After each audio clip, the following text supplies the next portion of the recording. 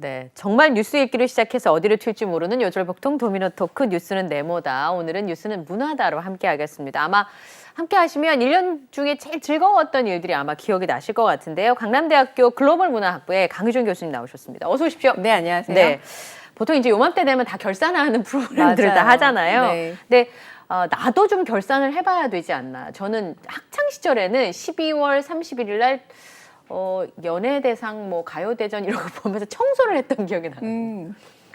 지금 청소를 해야지 내년에 네. 더러운 방에서 새해를 맞을 수 없다. 네. 교수님은 한 해를 마무리하는 본인만의 뭐 리추얼 같은 게 있으신가요? 저는 가만 생각해 보니까 그 대학교 다닐 때쯤에는 뭐 이를테면 뭐 내년에 뭐 해야 될 일 이런 것들 정리했다면 어느 순간부터는 이제 신춘문예 준비하다 보니까 그런 거 원고 준비하고 1월 1일자 신문 기다렸던 것 같아요. 그런 경험을 하는 사람이 대한민국 몇 명이나 맞아요. 있습니까? 그래서 그 시즌을 한 몇 년 보낼 동안은 1월 1일 기다렸고, 근데 그 전까지 이제 제가 되고 나니까 알았죠. 될 때에는 전화가 요즘 옵니다. 한 23일에서 한 27일 사이에 되는 사람에게 전화가 다 오더라고요. 미리 얘기를 해주고 신문에는 1월 1일자로 나는 맞아요. 거예요? 근데 그 전에는 모르죠. 원고만 보내놓고 1월 1일자 신문을 볼 때까지, 그러니까 나중에서야 미리 전화가 한 5, 6일 전에 안 오면, 이제 언론사 계시니까 알겠지만 그게 다 미리 준비가 돼야 되잖아요. 뭐 자기 뭐 소감도 실어야 되고 사진도 찍어야 되고. 그치, 사전에 이미 다 이렇게 뭐가 있었어야지 맞습니다. 그날 나는 거죠. 네, 그래서 아마 지금도 또 보내신 분들은 기다리고 계시지 않을까 싶습니다. 네, 사실 전화가 지금쯤 왔어야지 1월 1일자 실립니다. 네. 그랬던 완전- 기억이 갑자기 나네요. 네. 천기누설인데요. 네. 저는 신춘문예 얘기만 들었지 당선자분을 직접 옆에서 뵌 건 태어나 처음이에요. 네, 네, 네. 양대 일간지에 그 실리는 그 신춘문 맞죠. 1월 1일자 신문에 실리는 거니까요. 좀 참 재밌는 그런 행사인 것 같긴 해요. 참 묘한 일인 맞아요. 거죠. 네, 네, 네. 근데 대한민국의 작가로서의 첫 발을 내딛는 거니까 그런 경험을 하신 교수님 너무 부럽네요. 저 신문에 이름이 실린 적이 없었을 거예요. 네. 네. 근데 이제 좀 슬픈 거는 1년 동안 연락 안 했던 연락처를 정리하는 네. 그런 의식을 가지시는 분들도 있더라고요. 주소록 정리를. 그러네요. 네. 네, 몇 개 좀 있어요. 저는 한 1000몇 개가 되는데 그러게요. 네, 섭외를 하니까 네. 저는 이제 기자 할 때도 그렇고 섭외를 하니까 섭외하는 이름들 때문에 사실 굉장히 많은 분들의 연락처가 있는데 과연 내가 이 1000개 중에서 몇 개의 전화를 했었나 싶을 정도로 그리고 더 많아, 예전에 손으로 눌렀던 주소록 시대와 달리 지금은 오히려 입력이 쉽다 보니까 훨씬 더 많은 전화가 있지만 또 이 전화번호를 봤을 때 누구지? 라고 맞아요. 기억이 안 나는 사람이 훨씬 더 많은 듯한데, 과거에 윤대영이라는 작가가 그런 네. 장면을 기록한 적이 있어요. 명함집을 정리하는 거예요. 회사원이 되고 나면 조금은 의미 없이 서로 명함을 많이 주고받잖아요. 맞아요. 명함을 쭉 펼쳐놓고 보는데 기억나는 사람보다 기억나지 않은 사람이 훨씬 더 많아서 기억나지 않는 이름들을 빼는 장면이 나오거든요. 지금도 그 장면을 떠올리면 저도 주소록을 펼쳐놓고 봤을 때 기억나지 않는 사람이 훨씬 많은데 반대로 제 이름을 마찬가지로 놓고 봤을 때 이 그쵸. 사람 누구지 하는 사람도 참 많을 거 생각하면 좀 서글퍼지죠. 네, 그래서 네. 제 명함에 얼굴이 들어가 있어요. 그렇군요. 일부러 잊어버리지 말라고. 네. 예. 자, 올해는 코로나19가 좀 주춤하면서 문화계에는 굉장히 굵직한 소식들이 많이 있었는데요. 올해 대중문화계를 좀 돌아보면서 교수님과 이야기를 나눠보려고 합니다. 교수님께서 전반적으로 뭐 올해 문화계 하면 떠오른 키워드나 전반적인 느낌은 어떠셨는지요? 저는 풀적이라는 표현을 쓰고 싶습니다. 풀적이요? 네, 그러니까 완전히 웅크리고 있다가 뛰어 올랐다라고 할 수 있을 텐데요. 개구리 수준인데. 맞습니다. 네. 어쨌든 이 코로나19라는 게 한 3년을 문화계를 점유하면서 물리적으로 이러지도 저러지도 못하고 일테면 반강제적 동명 상태에 들어갈 수밖에 없었잖아요. 뭐 그 사이에 뭐 OTT라던가 다른 쪽에서 활기를 치긴 했습니다만 여전히 여러 가지 이제 물리적 제약이 많다 보니까 사람이 모일 수도 없고 뭐 스포츠를 즐길 수도 없고, 그런데 5월 정도 혹은 6월 정도 이후부터 풀리기 시작한 이 시장에서 결국은 몸을 사지를 펴게 되면서 그 결과가 풀적해서 정말 그냥 몸을 편 정도가 아니라 뛰어오른 정도의 결과를 맞이하게 된 올해는 결국 훌쩍 뛴 한 해가 아닌가라는 생각이 듭니다. 진짜 그랬던 것 같아요. 코로나 시기 동안 비대면으로 보았던 많은 것들을 실제로 콘서트에 사람들이 인산인해인 걸 보면 아, 보고 싶었구나. 내가 저 노래를 들을 수도 있고 저 공연을 비대면으로, 심지어는 외국의 유수의 오페라를 비대면으로 중계할 정도로 컨텐츠가 많아졌지만 나는 내 눈으로 보고 싶고 내 귀로 듣고 싶었던 분들이 많았던 것 맞습니다. 같아요. 영화도 네네. 마찬가지고. 네, 영어도 마찬가지로 저는 정말 학교 수업조차도 비대면 줌 수업으로 하다가 실제로 봤을 때 아, 저 친구가 키가 저렇게 컸어? 생각보다 키가 작네? 저렇게 보니까 이런 느낌이구나라고 해서 굉장히 다른 느낌들을 봤는데 공연은 어떻겠어요?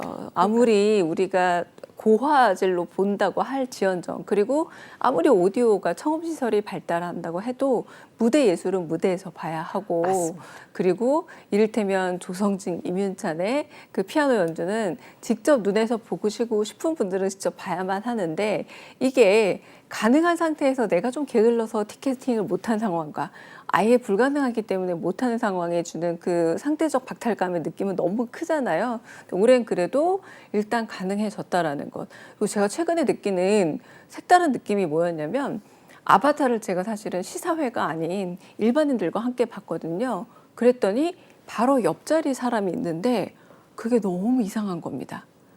일테면 늘 자리를 건너뛰고 앉던 그 영화관이 아니라 그렇군요. 사람이 많기 때문에 바로 옆에 붙어 앉아서 보는데 이 느낌이 너무 오랜만이라서 야, 그래, 이제는 진짜 붙어 앉아서 볼 수 있는 시간이 되었구나라는 오랜만에 그 감회라는 것들이 아마 여러분들이 지금 모든 공연장 그리고 모든 아마 그 영화관 이렇게 대중 관람시설 및 대중 문화시설에서 느끼고 있는 일차적인 물리적인 느낌이 아닐까라는 생각이 들어요. 네. 어른들이 그런 말 하잖아요. 집에 사람이 살지 않으면 집이 늙어가잖아요. 맞아요. 그런데 아무리 늙은 집이어도 사람이 북적거리기 시작하면 집이 반들반들하거든요. 맞습니다. 네. 아마 문화계에도 그런 느낌이 아니었을까 싶은데, 그리고 저는 이게 제가 늘 경계하는 게 다 이게 너무 애국심의 발로인가라는 생각이 들기도 하는데, 우리나라 문화들이 세계적으로 너무 인정을 받고 그래서 참 좋았어요, 느낌이. 특히나 칸 영화제에 우리나라 영화 2편이나 경쟁 부문에 맞아요. 진출을 했고, 심지어는 2작품이 모두 수상한, 어머, 지금 얘기하면 소름 돋는데 그런 일이 있었어요. 그 세계적 축제가 있어서 우리도 기쁘지만, 가령 얼마 전에 있었던 월드컵도 너무 기쁘지만 우리가 16강 못 가면 조금 아쉬운 것처럼 근데 그쵸. 마찬가지입니다. 뭐 영화를 다 볼 수 있어서 너무나 기쁜 자리였지만 많은 영화들이 갔고, 뭐 일테면 뭐 이정재 씨의 헌트 같은 경우도 소개가 됐지만 게다가 수상까지 하게 되어서 정말 의미 있는 영화제였고요. 게다가 제대로 된 비대면 행사를 치렀다라는 게 가장 의미 있었기 때문에 세계 언론들이 주목을 했고, 그리고 레드카펫 행사라던가 이런 것들이 이제 그때 당시 5월만 하더라도 한국은 좀 여전히 비대면 상황이 본격화되었다기보다는 조금은 좀 약간 비대면으로 이제 말 그대로 비대면에서 대면으로 가기 약간의 움직임이 있던 시절이었기 그쵸. 때문에 화면으로 이제 칸을 보면서 대면이 됐을 때 저런 느낌이겠구나를 오히려 간접 체험하던 시절이었거든요. 근데 그 결과적으로 송강호 씨가 나무주연상을 타게 됐고, 그리고 한편으로는 또 박찬욱 감독이 또 한 번의 수상을 하게 됨으로써 정말 저 영화들을 또 보기 전이었거든요. 한국에 개봉하게 되면 바로 가서 봐야 되겠다라는 기대감을 너무너무 높였던 그 자리이기도 했고요. 그리고 그 배우들이 칸에 서서 이제 서 있는 모습을 보는 것만으로도 뭔가가 되돌아왔다, 정상화됐다. 그리고 이제는 정말 배우들이 영화제에 돌아와서 우리 영화제들도 이제 다시 돌아가겠구나라는 기대감을 너무 줬던 장면이라서 많은 기억이 남는 장면이기도 합니다. 네, 저는 그런 느낌이 있어요. 문화가 약간 빛 같아서요. 멀리서만 보여도 참 견딜 수 있게 해주는 대목이 있는 것 같아요. 제가 막 되게 깊은 슬픔에 있을 때도 그 영화나 드라마의 한 장면이 마음에 콕 와서 박히면 에이, 뭐 힘들 수 있지, 뭐 뭘 좀 해볼까? 이런 생각이 들었는데, 코로나 끝에 저 터널 뒤에 빛이 있다는 느낌을 주었던 게 영화계가 아니었나 싶은데요. 근데 그러기에는 교수님, 박찬욱 감독도 그런 얘기 했잖아요. 한국 관객이 굉장히 까다로워서 맞아요. 한 개의 장르만 갖고 성공할 수가 없다. 본인이 수상한 게 바로 그 관객들의 높은 눈 덕분이다. 이런 취지의 그 소감 인터뷰를 했었는데, 실제로 팬데믹이 끝나고 대작 영화들이 기다리고 있으니까 와, 찍겠는데 1,000만이라고 생각했는데요. 짧고 굵었어요. 맞습니다. 이번에 에미상 국제 부문에서 네. 이미경 제작자가 잠깐 인터뷰를 한 부분이 있었는데 거기서 뭐라고 얘기하냐면 한국 관객이 굉장히 감사한다는 또 말을 한 번 더 했어요. 굉장한 동반자이자 질책을 해주고 있기 때문에 한국 관객이 없었으면 그러니까 CJ가 그리고 한국 영화가 이만큼 오지 못했을 거다라고 하면서 이를테면 공로상에 대한 평가를 오히려 관객에게 몫을 돌렸거든요. 그러니까 한국 관객들은 정말로 대단한 역할을 하고 있고 그 대단한 역할 중 하나가 뭐냐면 또 팬데믹이 좀 풀리자마자 영화가 개봉을 했고 올해 가장 행운의 영화는 사실은 그래서 범죄도시 2이기도 합니다. 참 보통 이제 죄송합니다. 이제 좀 전문 용어를 쓰면 아다리가 아다리가 그렇게 맞기가 쉽지 않아요. 맞아요. 이 범죄도시 2가 개봉을 한 게 바로 이제는 영화관에 가도 됩니다라고 했는데 가도 되는 정도가 아니라 팝콘이랑 음료 드셔도 돼요라고 할 때였던 거예요. 그 전까지는 영화만 봐야지 취식이 금지되었거든요. 그러다 되게 보니 불편해요. 불편하고 약간 오락 영화는 특히 아주 진지한 영화야. 우리가 음식을 잘 안 먹고 집중하면서 본다고 하지만 범죄도시 2 같은 오락 영화는 좀 가족들끼리 혹은 친구들끼리 조금 대화도 하면서 먹으면서 보는 그런 소위 말하는 킬링 타임 무비라고 불리는데 그때 마침 이게 풀리면서 이 영화가 게다가 아주 진지하거나 심각한 영화가 아니라 뭐 누가 오야라던가 아주 그냥 재밌게 가볍게 볼 수 있는 영화였기 때문에 그 입소문을 타면서 1,000만이 넘었던 겁니다. 그러면서 마블리에 대한 어떤 효과도 좀 검증이 됐고요. 근데 마동석 씨가 나온 영화라서 다 잘 되느냐?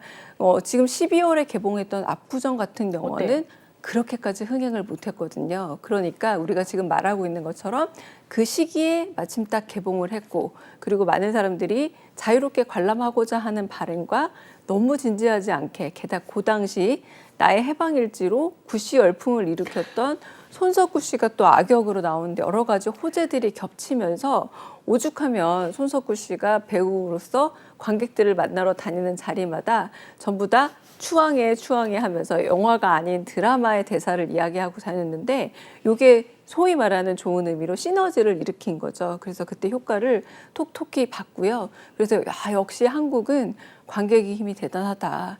약간의 제재 혹은 약간의 규제가 풀리자마자 1,000만 영화의 힘을 보여줬구나 해서 역시 관객의 힘을 보여준 게 바로 5월에 범죄도시 2 1,000만 영화 관람객의 동원이었습니다.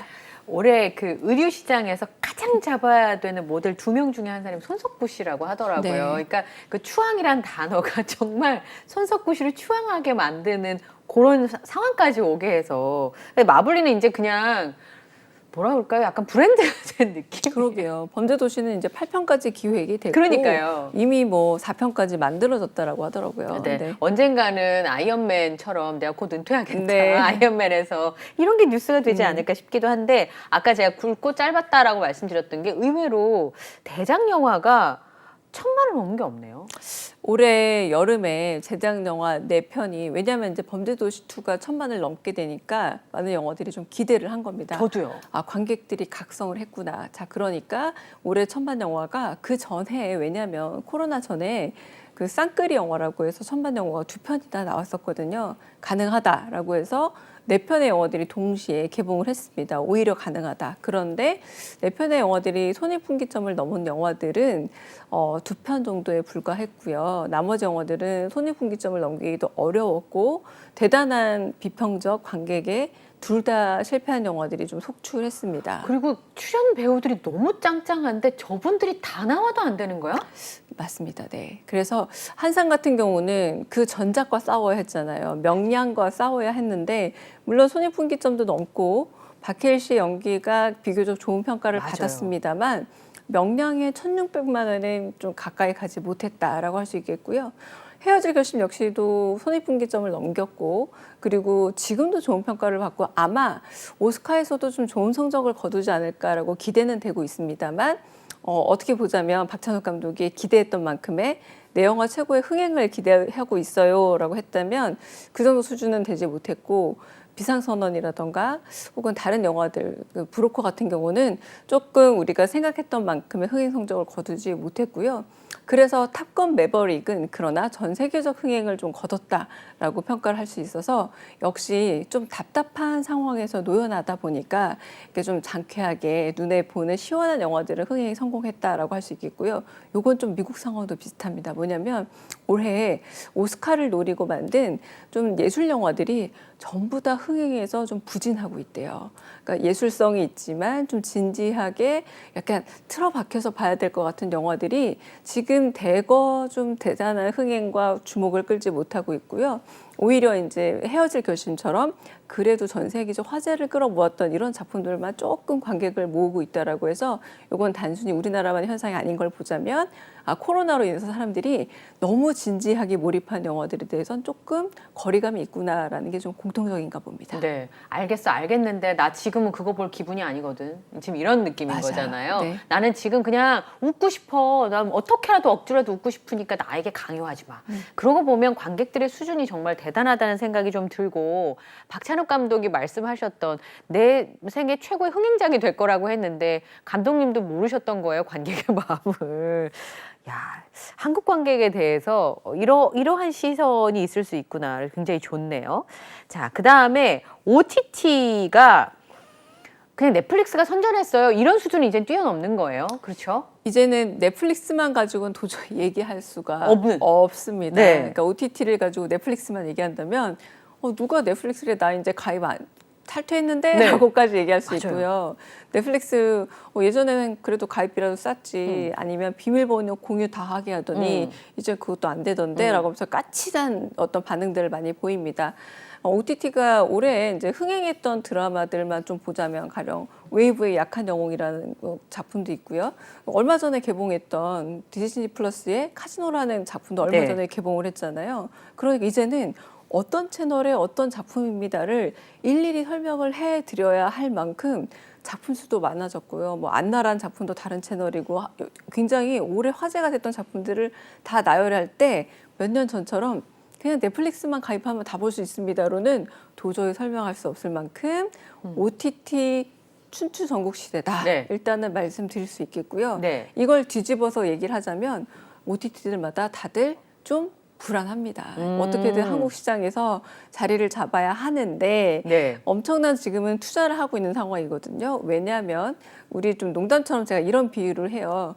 한동안 커피 프랜차이즈 시장이 한동안 여러 브랜드로 너무너무 많았던 시절이 있었지만 지금 기억하시잖아요. 몇 개밖에 지금 없어요. 남지 않았습니다. 그런 것처럼 이 지금 OTT 시장에서 여러 지금 브랜드들이 한국 시장에서 선두를 차지하기 위해서 엄청난 투자를 하면서 경쟁하고 있는 상황이기 때문에 올해 12월 1일만 하더라도 가령 지금 병합과 여러 가지 일들이 일어나고 있고요. 그리고 없어질 거라 생각했던 또 채널들이 다시 부활하면서 네. 다시 좀 힘을 내보겠다라고 하고 좀 여러 가지 지금 여전히 고정적이라기보다 유동적인 상황에서 경쟁을 강화하고 있기 때문에 이건 관객으로서는 지금 좋은 상황이에요. 왜냐하면 아주 질 높은 그런 여러 맞습니다. 콘텐츠들을 지금 현재 볼 수 있는 상황이기 때문에 네. 관객으로서는 즐기시면 됩니다. 그러나 OTT 업체로서는 지금 굉장히 여러 가지로 지금 좀 긴장되는 2023년이 될 거다라고 말할 수 있겠습니다. 네, 제가 제일 뼈저리게 느낀 건 뭐냐면 영원한 승자는 없는 거예요. OTT 시장에서도 기존의 공중파의 드라마만 공급하면 돼라고 생각했다가 큰 코 다친 맞아요. 플랫폼들도 많고 맞습니다. 우리는 통신사니까 뭐 통신 상품이랑 결합해 싸게 해줄 수 있어. 그것만 밀다가도 병합이 되기도 하고 없어지기도 하고 그러니까 영원한 승자는 없다는 것이고 대신에 기민하게 움직여서 아까 말씀 뭐 잠깐 하셨습니다만 안나나 뭐 손흥민 선수를 잡는다든지 맞아요. BTS를 잡는다든지 임영웅을 잡는다든지 거기 가면 볼 수 있는 특별한 컨텐츠를 만들기 위해서 기민하게 움직이는 플랫폼들은 또 가입자 수가 늘어나잖아요. 상대적으로 소비자들은 지금 약간 꽃놀이패에 있는 네, 그런 맞습니다. 시즌이에요. 꽃놀이패이기도 하고 한편으로는 생각보다 가입을 많이 하다 보니까 이게 구독 경제라고 하잖아요. 꽤 꽤 생각보다 지출이 많이 지출이 되네. 그러니까 저야 사실은 조금 업이기도 하니까 그 투자 개념으로 여러 채널을 가입하고 보고 있긴 합니다만 다른 분들 같은 경우는 과거처럼 한 채널로 4명이 공유한다거나 이런 것들이 불가능해지면서 점차 이제 옥석을 진짜 가리기 시작하고 있거든요. 맞아요. 그래서 세대별 공략이라는 것들이 정말 생겨나기 시작하고 있고 내가 뭘 볼 것이냐를 선택해서 가령 남성분들은 손흥민 경기 때문에 어떤 특정 채널을 선택한다라거나 진짜 네. 임영웅 때문에 또 특정 채널을 선택한다라거나 이런 것들이 정말 생겨나고 있고요. 그래서 2023년까지는 굉장히 재미있는 OTT의 여러 이동들을 볼 수 있는 한 해가 되지 않을까 싶습니다. 네. 저도 지금 구독하고 있는 거를 쭉 써보니까 한 달에 10만 원이 훌쩍 넘더라고요. 맞아요. 왜 이것만 구독하는 게 아니라 OTT도 하고 앱 서비스도 구독하고 있는 뭐 이렇게 컨텐츠를 받아보는 네. 데가 있잖아요. 근데 지금까지는 그냥 5천 원, 8천 원 계속 그냥 결제를 했는데 너무 많은데? 정리를 해야겠어. 내가 1년 동안 쓰지 않은 거 그냥 없애야 되겠다라는 생각을 하니까 이제 업체 입장에서는 굉장히 이제 급해지는 상황이 되지 않았을까 싶은 생각이 좀 듭니다. 자, 그러면서 사실은 이렇게 치열한 OTT 플랫폼 경쟁이 우리나라에서만 벌어지고 있는 건 아니잖아요. 근데 거기서 한류 콘텐츠가 굉장히 큰 역할을 해주고 있는 것 같아요. 지금 잠깐. 네, 우리 PD님이 만드신 썸네일이었는데 끝없이 치솟는 인기 K-드라마의 OTT 점령? 전 세계로 휩쓴 한류. 맞는 것 같아요. 수리남도 진짜 인기 많았잖아요. 오죽하면 그 나라에서 항해할 정도로. 그러니까요. 수리남의 인기도 어마어마했지만 가령 어제 종영했죠. 재벌집 막내 아들 같은 경우도 아이고, 예. 네, 이제 이 마지막 그 16회 같은 경우는 원작 웹소설과 좀 내용이 다르다 보니 굉장히 벌써 커뮤니티가 뜨겁거든요. 그러니까 이렇게 우리나라는 드라마 하나의 종영을 두고도 드라마 게시판만 뜨거운 게 아니라 전국 단위의 여러 가지 채널과 커뮤니티가 뜨거워질 정도로 네. 아주 반응이 적극적입니다. 그런데 재밌는 건 일단 지상파 드라마로 방영 중이잖아요. 그런데 이게 지금 현재 OTT에서 방영하고 있는데 이 한국 관객들을 비롯한 여러 관객들이 지금 이 OTT에서 다시 재방송을 보고 있으니까 이게 상당히 높은 순위에 올라가 있는 거예요. 제가 본 플랫폼 1등이었어요. 맞습니다. 계속. 예. 그러니까 한국에서는 단순히 지상파에서 인기를 끌면 지상파에서 보는 걸로 멈추는 게 아니라 다시 OTT에 들어가서 다시 보기 열풍까지도 불러오기 때문에 이 힘이라는 게 어마어마하다고 할 수 있겠고요. 그래서 한국인들이 이렇게 재미있대라고 하면 이 입소문이 돌면 일종의 보증이자 인증서가 되는 거예요. 그래서 또 주변국에서 그래? 그럼 우리도 보자라고 해서 또 다른 또 하나의 어떤 나비 효과가 만들어지게 돼서 그러니까 이 효과로 하여튼 이 전반기에는 박은비 씨 주연의 우영우가 있었고요. 아유, 그러니까요. 그리고 저는 그게 네. 전 세계적으로 인기를 끌 거라고 생각을 못했어요. 맞습니다. 하반기에 바로 이제 재벌집 막내 아들이 탄생을 한 건데요. 이 두 개 다 공통점이 뭐냐면 지상파로 주중에 어떤 방송이 되는 이 형태를 가지고 있었다라는 거. 이거는 어떻게 보면 전통적인 한국의 드라마 방영 시스템인데 이게 오히려 OTT와 결합을 하면서 전 세계적인 방영 시스템에 또 하나의 영향을 미쳤다라는 것. 그러니까 한국형 드라마 제작과 방영 시스템이 전 세계 OTT에 영향을 미치는 독특한 어떤 만듦새를 만들어 가고 있다라고 할 수 있겠죠. 물론 사전 제작돼서 어차피 그 방송의 어떤 형태는 똑같지만 그래서 이제는 K 콘텐츠의 제작 시스템 자체가 OTT에도 영향을 미칠 수 있다는 생각이 들고요. 무엇보다 이번에도 영향을 인정받은 건 K 웹 소설입니다. 지금까지는 네. 웹툰만 좀 관심을 가졌거든요. 뭐 킹덤이랄지 스위트홈이랄지 한국에는 웹툰이라는 게 있대더라. 그래서 이걸 가지고 많이들 드라마를 만드니까 웹툰을 한번 미리 보자라고 해서 카카오라던가 네이버 웹툰이 그 플랫폼 자체가 아시아권으로 많이 수출이 됐습니다. 그런데 재벌집 막내 아들처럼 웹소설이라는 게 이제 다시 주목을 받기 시작하면서 이번엔 웹소설이라는 게 또 한국이 있다더라 하면서 뭐 리디북스라던가 이런 곳에서 굉장히 혹시 보셨나요? 어마어마하게 많은 소설들이 셀 수가 없습니다. 예, 맞아요. 매 초 단위로 업데이트되고 있는 이 소설들인데 이렇게 많은 한국의 스토리텔러들이 거의 모든 국민들이 자기가 자기 IP를 가지고 스토리를 올리는 게 아닌가라고 의심이 될 정도이잖아요. 그래서 이 K 콘텐츠의 힘이라는 게 단순히 잘 만들어진 스튜디오 드래곤 같은 그런 스튜디오에서 만들어내는 전문적 스토리만 훌륭한 것이 아니라 굉장히 다양한 말 그대로 층이 두꺼운 K 콘텐츠구나라고 해서 정말 파도 한국 콘텐츠의 힘이 끝이 없구나라는 걸 확인시켜주는 계기가 되고 있습니다. 그러니까요. 이덕실 씨 오늘 없지만 이덕실 씨가 늘 얘기하는 게 인구 대비 천재가 너무 많다고 대한민국에. 그러니까 웹소설을 다 쓰시는 것 같아요, 정말. 네. 네, 그래서 제 주변 지인이 재벌집 막내 아들이 너무 재미있는 순간 그 소설을 사서 봤다고 하더라고요. 그러니까 저절로 연결되는 맞아요. 부분들이 있는 건데 사실 드라마 작가 뭐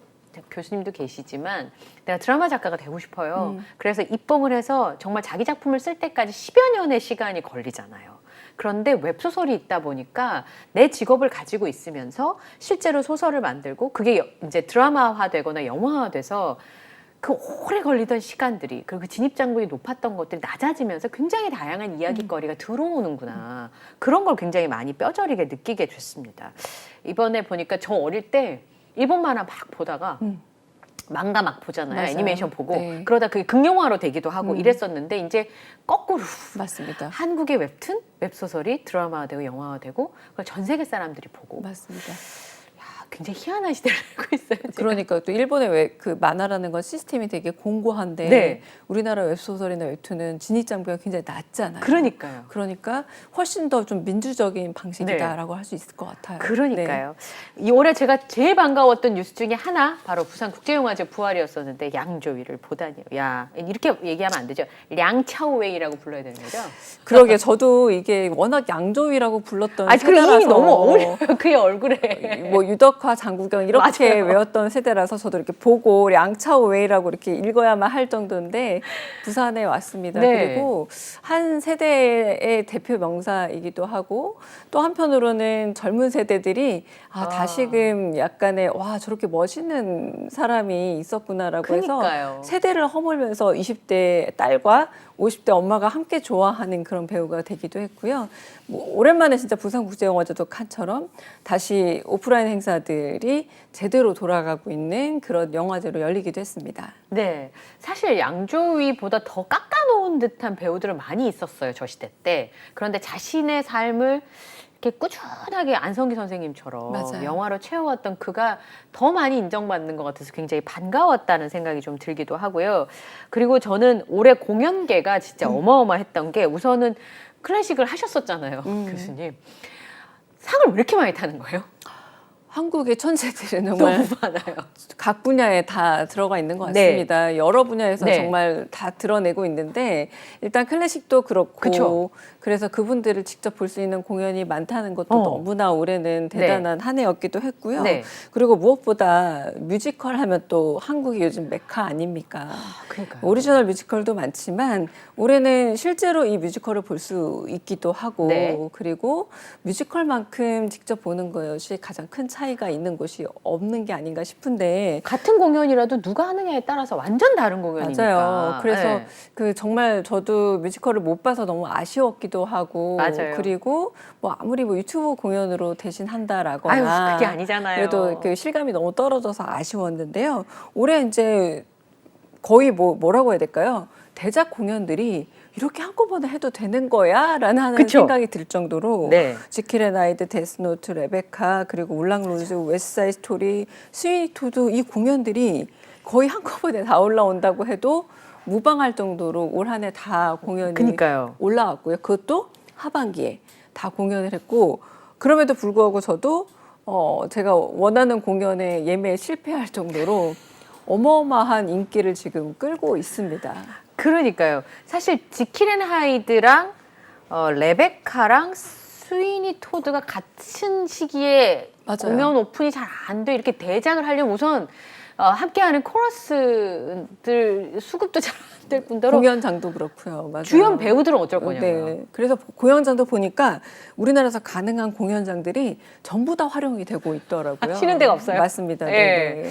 그리고 이번에 얘기 들어보니까 임윤찬 씨 공연 때 난리 났었다면서요. 아, 그러게요. 그것도 뭐 저도 약간 그 수강 신청하듯이 기다려 봤는데 저 교수님? 정도의 클릭 실력과 제가 가지고 있는 컴퓨터의 속도, 인터넷 속도로는 안 돼요? 범접이 안 되더라고요. 그게 제가 물어보니까 많이 부족합니다. 네. 손가락을 한 개 쓰는 사람과 두 개 쓰는 사람의 차이라고 하더라고요. 심지어는 그 자동 클릭할 수 있는 기계 같은 것도 매크로요? 뭐 이렇게 수동 기계도 아, 만들어서 하시는 분도 있었고요. 뭐 제가 여기서 하나 노하우를 누구한테 들었는데 절대 카드 결제로는 접근이 불가능하고 맞습니다. 저는 그것도 몰랐던 거예요. 그러니까 저는 자격이 없었습니다. 그러니까 제가 이 표 예매를 네. 이제 최근에 전쟁에 여러 번 참전을 네. 했는데 저 친한 언니가 저한테 핸드폰을 손가락 한 개를 쓰는 거야? 그랬어요. 그럼 손가락 한 개를 쓰시고 이렇게 갖고 하잖아요. 그랬더니 그렇게 하면 저 손가락 두 개로 이렇게 눌러야지라고 저한테 얘기를 해주시더라고요. 아 그걸 보면서 네. 아 우리나라 공연 시장이 맞아요. 진짜 좋은 공연은 많은 분들이 들어가시는구나라는 생각이 들었고 또 하나는 그 전에 조성진 씨밖에 없었잖아요. 맞아요. 그렇게까지 클래식 아이돌이라고 부를 수 있는. 근데 임윤찬 씨 공연의 그 탄성과 그 엄청난 함성을 보고 아이돌 공연인 줄 알았다고 어떤 분이 말씀하시더라고요. 그래서 그런 공연을 우리나라에서 볼 수 있고 심지어는 이민철 군 뉴스 때문에 이런 얘기 들었어요. 한 번도 클래식 공연을 간 적이 없는 사람이 나 임윤찬을 보러 가야 돼 라고 해서 클래식 공연을 보러 갔다는 거예요. 그러니까 그런 게 참 좋은 것 같아요. 네. 그러니까 이 조성진 군이나 임윤찬 군 같은 경우에 아이돌처럼 맞아요. 이를테면 약간 젠체하는 어른들이 아 나 클래식 좀 알기 때문에 네. 내가 이전에 연주자를 좀 비교 좀 해보겠어. 네가 얼마 이게 아니라 네. 이렇게 멋있는 사람들의 연주 너무나 자랑스러운 연주를 잘 모르지만 들어보고 싶어라고 해서 새로운 입문자들이 많아지는 거잖아요. 저 어쩌면 이게 훨씬 더 큰 매력적인 역할이 아닐까. 이 두 사람이 한국 클래식계에 주는 역할은 그래서 얼마나 더 많은 어린 그 친구들이 클래식에 입문하게 돼서 더 멋있는 이 맞아요. 임윤찬 군, 조성진 군들이 만들어지지 않을까라는 게 영향력이 더 기대가 됩니다. 네, 문화라고 하는 게 밥처럼 꼭 먹어야 되는 것은 아니지만 삶에 있어서 칼국수 한 그릇처럼 중간중간에 먹어주면 삶이 훨씬 더 풍성해지는 맞아요. 거잖아요. 그게 저렴하게 영화로 보실 수도 있고 OTT로 보실 수도 있고 이렇게 클래식 공연을 가실 수도 있는데 내년엔 좀 더 풍성하고 행복한 한 해가 됐으면 좋겠다라는 생각이 좀 듭니다. 자, 오늘 교수님과 함께 1년을 쭉 돌아봤는데 내년도 굉장히 기대가 되고요. 오늘 함께해 주셔서 고맙습니다. 네, 감사합니다.